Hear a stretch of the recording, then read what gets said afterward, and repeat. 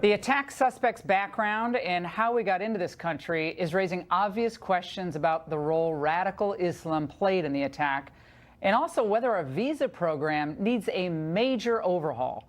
Here to discuss from Boston, Robert Spencer, director of the website Jihad Watch, and from Portland, Oregon, Harris ZAFAR, author of the book Demystifying Islam, Tackling the Tough Questions. Gentlemen, it's good to see both of you on a very difficult night. Harris, let's start with you. This man apparently had some allegiance to ISIS, notes found at the scene, cried out Allahu Akbar, truck attack after truck attack in Europe, now coming to the United States, innocents slain.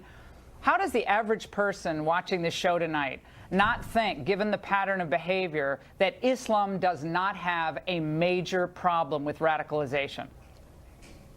Well, I'd be remiss, Laura, if I don't begin first and foremost by expressing the Ahmadiyya Muslim community's deepest condolences to the victims of today's attack, and also expressing our deep gratitude to the bravery of our law enforcement officers who saved so many lives today. And since we are Muslims who believe in that Messiah, Mirza Ghulam Ahmad Qadian, who came to revive the original teachings of Islam, we not only unreservedly condemn these attacks and stand by innocent civilians who we want to protect as well. But we also understand that there is indeed a problem amongst certain groups around the world who are being radicalized. And the international leader, the Khalifa of the Ahmadiyya Muslim community, has indeed said that the West should be very careful not to let all people pour into their country, that they should be very vigilant about who is allowed in, because ISIS sympathizers and fanatics like them might sneak into the country under the guise of being refugees. So the safety and security of this country is paramount. What we say is that to have a nuanced approach, and instead of banning wholesale people from certain countries, which Uzbekistan was not even on in that list, and the most troublesome country, Saudi Arabia, is not on that list either. Instead of that, have a nuanced approach where we can get to their root, which is their ideology Harris, and their funding. Harris, I think you're right about there's an ideological issue here. But, I mean, is that a lot of room for nuance when we're talking about innocent lives? You probably wouldn't want this guy moving into your neighborhood.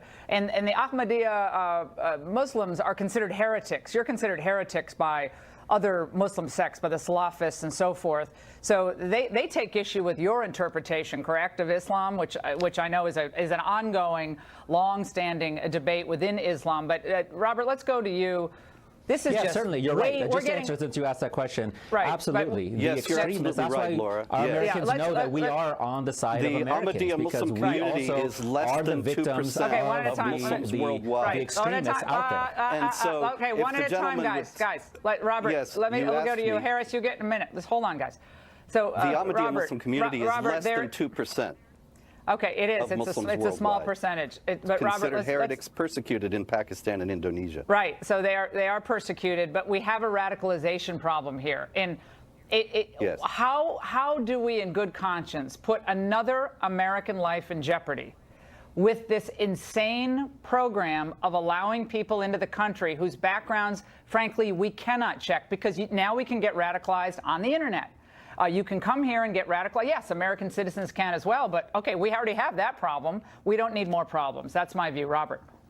Oh, absolutely. You're absolutely right. Look, these programs all should have been ended long ago, and they need to be ended immediately. The fact is, we have a hard choice. There is no reliable way to distinguish between peaceful refugees and people like this New York City murderer who are jihadis. There is just simply no way to tell. And so we either have to let in some harmful people or keep out some harmless people. And all these years we've been told we're racists and bigoted Islamophobes if we want to keep out the harmful people, because that will mean keeping out some of the harmless people. Well, unfortunately, we have to make hard choices here, and this is it. And the fact is that there is jihad recruitment going on in mosques. This guy has been in the country 7 years. He certainly went to mosques. And so along with ending these programs, there has to be a challenge to the Muslim community to start teaching against these ideas of jihad. His mosque needs to be investigated. It needs to be shut down if it's preaching jihad terror. Harris, do you believe that mosques should be surveilled given this radicalization problem? I know your sect does not have this issue, doesn't have this problem, but others do, and it hurts all of Islam to have this poison from within. It hurts the whole faith, obviously. It's terrible.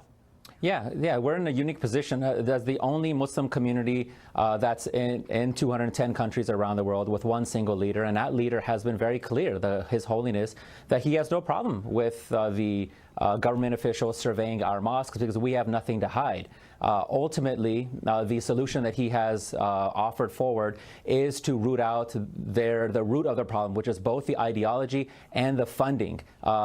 Traces of the funding of ISIS seem to go to Saudi Arabia, yet we never even talk about banning Saudi Arabians from entering the country, and instead we're giving them arms. Yeah, we're selling them arms, and the victims in Yemen are not allowed to come to the country. The 9/11 hijackers. I appreciate it, gentlemen. We're out of time, but yeah, we have a lot of problems. We just don't need any more coming into the country. Gentlemen, both of you, we really appreciate it tonight.